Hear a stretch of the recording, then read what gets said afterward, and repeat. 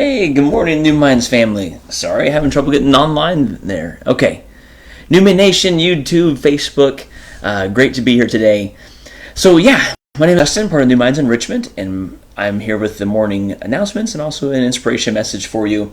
I'm going to kick right off. So, yesterday I had a chance to read Dr. Seuss and talking about how sometimes life can get a little bit muddled. And so, what do you have control over? Got a lot of really cool responses and some great feedback on that piece. And so that really got me thinking.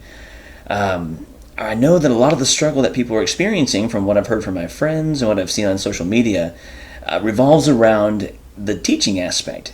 Not only are you now a parent full-time, but you're also, on top of that, also having to teach. And so what I thought I'd do today is kind of share one of the coolest teaching tips that I ever got. And it really, really changed the way I thought about teaching, the way I interacted with my students. And I would argue it's one of the reasons why New Minds has been successful in our programs. And so I wanted to make sure I share this tip with you. But yeah, I'll dive in. Oh, cool. See the people joining us. Morning, guys. Okay, so again, this is a tip to kind of help you when you're working with your own kids at home teaching. To get there, let me give you a little bit of educational psychology. Just know that these concepts are huge, and a 10-minute short morning video is not enough time to fully understand them. So don't get mad if I gloss certain things, but just go with me. Here we go.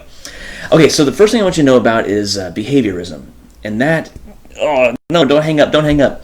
All I'm saying is this. We have a behavior, and based on that behavior, we say that can be shaped, or it can be molded, or it can be changed based on reinforcement that comes immediately. You know what I'm talking about, because let's say your kid's reaching out to grab the hot stove and you say, no, don't touch the hot stove. That part right there, that no, maybe it's a hand slap, maybe you're moving the kid back, all those things, those are all reinforcing. They're don't do that thing. Okay, so why am I bringing that up? Because let's say that you have a worksheet that the teacher sent home, or that you're downloading on and you're using with the kids, and you're doing a practice online. You're like, man, let's do some math. And so I'm going to go with a super easy example to make it clear. Let's say it says 2 plus 2. All right, so you've got 2 plus 2. Oh, hey, I see people joining us. What I'm doing is I'm giving a really, really powerful something that was told to me that really shaped my teaching. Morning, Janet. And I want to share this tip with you because I think it's going to be very helpful. Now, to get there, we're talking about first behavioralism, which is how you reinforce behavior with strict stimulus and strict reinforcement. So let's say the kid is reaching out for the stove and you give them that hand slap, or you move them away from the stove because you don't want them to get burned. And so you have reinforced this negative behavior. Now, you are the parent and also the teacher, and so you have this worksheet in front of you that the teacher has given you, or you think it's a good time to work on math, and it says 2 plus 2. Again, giving a super easy example. So that 2 plus 2, and the kid says it's 3. Okay, so the easy, quick jerk reaction is to say, no, that's not right. The answer is 4. All right, so I'm going to write that down real fast. All I'm writing down is that with behavioralism, we typically tend to lean towards having a right and a wrong. And you can see the line fully stops in each side.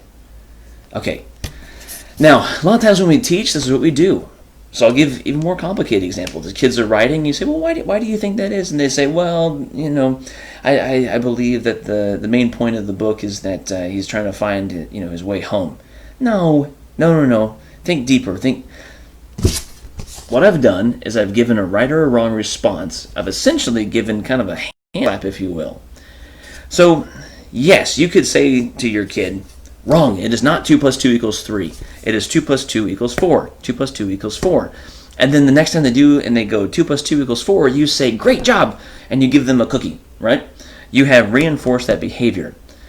So the limitation here is that we've known for quite a long time that this is not exactly how humans learn.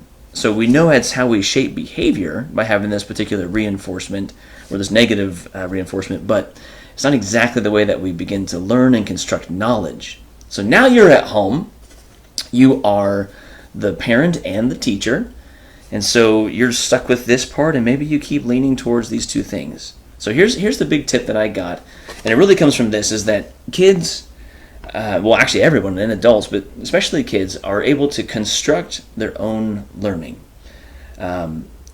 It's called cognitive behavioralism, or behaviorism, excuse me. Don't get stuck in the wording. Hey, morning, Sandra. So you're joining in. We're talking about parenting tips for working with your kids as both a teacher and a parent. And so I'm giving you a quick backstory about a little bit of educational psychology. So whenever you're talking about cognitive behaviorism, you're saying, I can cognate, I can think, I can see a stove, and I can see somebody else getting burned, and I'm like, whoa, that looks really painful. I do not want to touch that. We do this all the time. But the cool thing is that this is how we learn, is that we can learn both by direct behaviorism, but really it's right or wrong.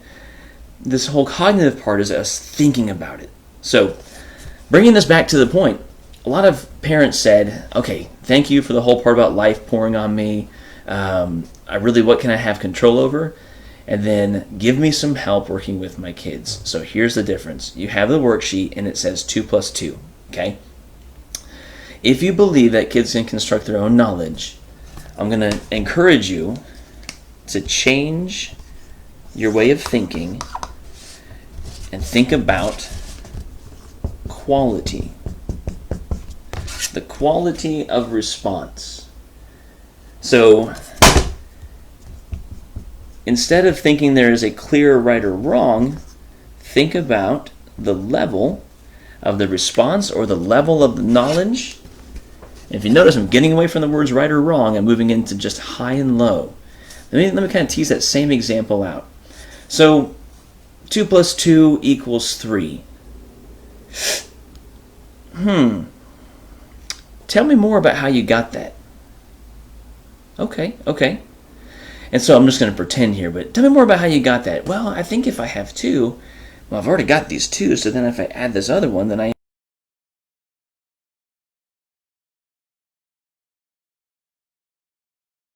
And what you're doing is you're actually meeting the kids on their level, where their pre-knowledge is at, and you're doing a thing called scaffolding, which now you're able to continue to build up and get to higher quality responses. So, again, some easy ways to do that.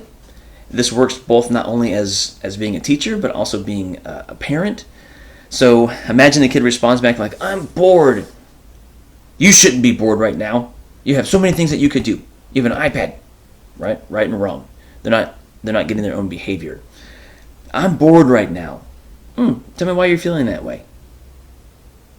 So suddenly they begin to kind of construct their own knowledge and their own understanding. So when this was told to me that we construct our own knowledge, I was like, okay, I understand that part. And then when the questions came out, like, tell me more about that, or can you explain your thinking? All right, I'm confused on how you got that answer. Tell me a little bit more about that. You're not judging. You're simply letting the student, aka your own kid in this case, give you their reasoning and how they came to be with their answer. Okay, man, I'll wrap this up. I know I got a little bit deep there, but I'll just say it may seem a lot easier to simply tell the kid no, that the answer to 2 plus 2 is not 3, but it's 4. But I think what you're going to find, and what I have found and the mistakes that I have made, is that it's not easier in the long term. It's easier in the short term, but if learning isn't truly happening, then the next time you come back to these worksheets, the next time you come back to this essay writing, the next time you come back to this assignment you've been given, really the student's just looking at you saying, what do I do? What do I do here? What do I do? Because all they've been conditioned to do is wait for you to give them a right or wrong response. Instead, it may seem like it's a little more cumbersome to ask questions and be a little more stoic and say things like, well, what do you mean? But it's interesting because even the word stoic is from the idea of where the philosophers stood outside the colonnades. And so this whole idea of being more stoic and hands-off and well, tell me more about that, really all relates back to kind of the Socratic way of teaching, which is tell me more, unpack that for me, letting the kids construct their own knowledge. And so it meets them where they are, and I'm telling you, it helps you it helps you not have so much high stress anxiety, because you no longer become the end-all be-all. You are simply there as a guide and a person that can help meet them where they're at. I see Walter just joined us.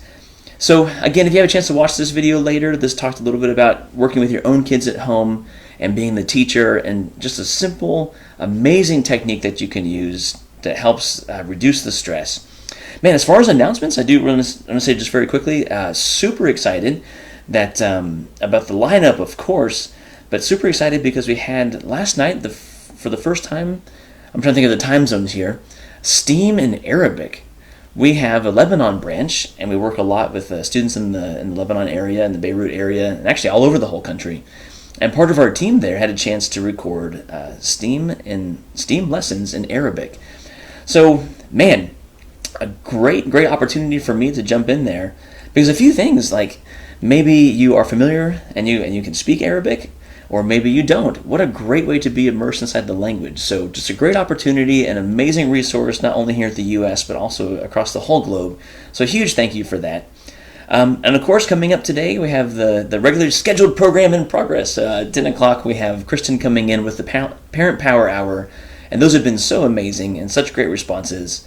And then Dorian with for his STEAM train for kindergarten through second, and then followed by that. Oh, I'm sorry, I just got a note here. It was 1 hour ago. STEAM in Arabic is 8 a.m. Dallas time. Cool, thank you. You can see me doing the math in my head. When are you guys awake? When am I sleeping?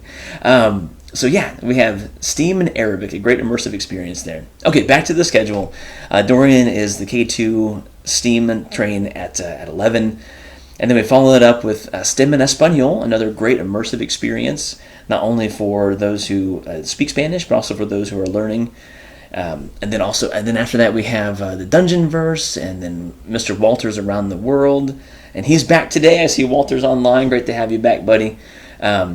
He had to take an emergency trip around the world there yesterday. So check out yesterday's video if you haven't seen that yet. Tons of fun.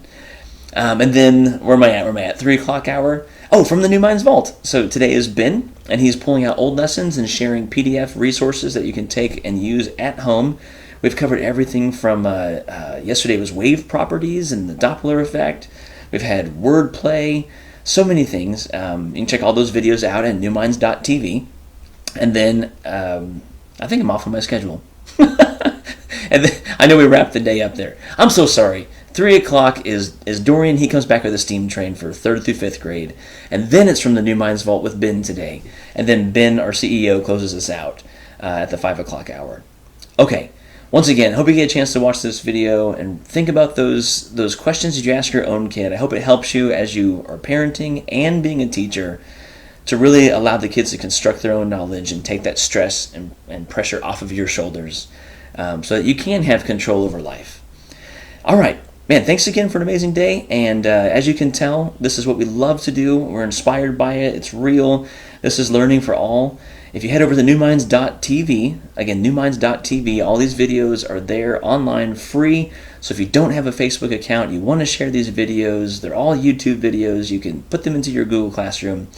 By all means, please do, because we want all kids and adults to pursue what they're passionate about and eventually make that passion become a talent. So, all right, you guys are amazing.